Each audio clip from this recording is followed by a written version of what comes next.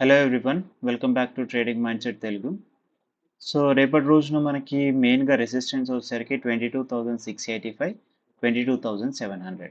ఒకవేళ కనుక gap up open అవుతే ఈ లెవెల్ మీద కనుక సస్టైన్ చేయగలిగితే ఫస్ట్ టార్గెట్ వచ్చేసరికి 22,785 అండ్ మెయిన్ టార్గెట్ వచ్చేసరికి 22,850.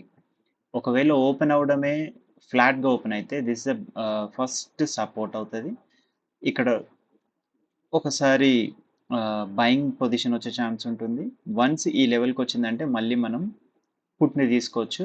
అండ్ వన్స్ ఈ లెవెల్ కనుక క్రాస్ అయితే 22,607 కనుక క్రాస్ అయితే మనం 22,500కి వెళ్ళొచ్చు. ఒకవేళ ఓపెన్ అవడమే గ్యాప్ డౌన్ ఓపెన్ అవుతే ఫస్ట్ టార్గెట్ వచ్చి 22,496. ఇక్కడ మనకి మంచి బయింగ్ వచ్చే ఛాన్స్ ఉంటుంది. టార్గెట్ 22,600. నెక్స్ట్ బ్యాంక్ నిఫ్టీకి వచ్చేసరికి ఫుల్గా సైడ్ వేస్ వచ్చింది కాబట్టి ఒకవేళ కనుక ఈవెన్ గ్యాప్ అప్ ఓపెన్ అయినా ఎంతైనా కూడా ఫస్ట్ మెయిన్గా మనకి రెసిస్టెన్స్ వచ్చి 49,856. ఇక్కడ ఖచ్చితంగా మనకి రెసిస్టెన్స్ వచ్చే ఛాన్స్ ఉంటుంది. ఇక్కడ నుంచి మళ్ళీ సెల్లింగ్ ప్రెషర్ ఎక్కువ అవుతుంది. సో డౌన్ సైడ్కి మనం విత్ టార్గెట్ ఆఫ్ 48,960 దగ్గరికి వెళ్ళొచ్చు.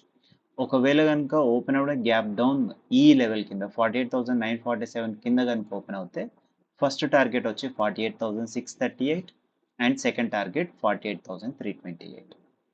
ఫినాన్స్కి వచ్చేసరికి సో ఇది మనకి మెయిన్ రెసిస్టెన్స్ లెవెల్ 21,896. వన్స్ దీని మీద కనుక ఓపెన్ అవుతే మనం 22,074 వరకు వెళ్ళొచ్చు. ఒకవేళ ఇది కూడా క్రాస్ అవుతే 22,214కి వెళ్ళొచ్చు. ఒకవేళ కనుక ఓపెన్ అవ్వడమే గ్యాప్ డౌన్లో ఓపెన్ అయితే ఫస్ట్ టార్గెట్ వచ్చి 21,692, సెకండ్ టార్గెట్ వచ్చేసరికి 21,590. అండ్ మిడ్ క్యాప్కి వచ్చినప్పుడు సో మిడ్ క్యాప్లో ఫుల్గా 3-4 డేస్ నుంచి నియర్లీ 3 డేస్ నుంచి మనకి సైడ్ వేస్లో ఉంది కాబట్టి ఇప్పుడు ఏదైనా ఒక సైడ్కి వెళ్ళే ఛాన్స్ ఉంటుంది. సో ఒకవేళ కనుక పాజిటివ్కి వెళ్తే ఒక 3-4 డేస్లో మళ్ళీ మనం 11,000 అంటే మనం ఈ లెవెల్కి 11,300కి వెళ్ళే ఛాన్స్ ఉంటుంది.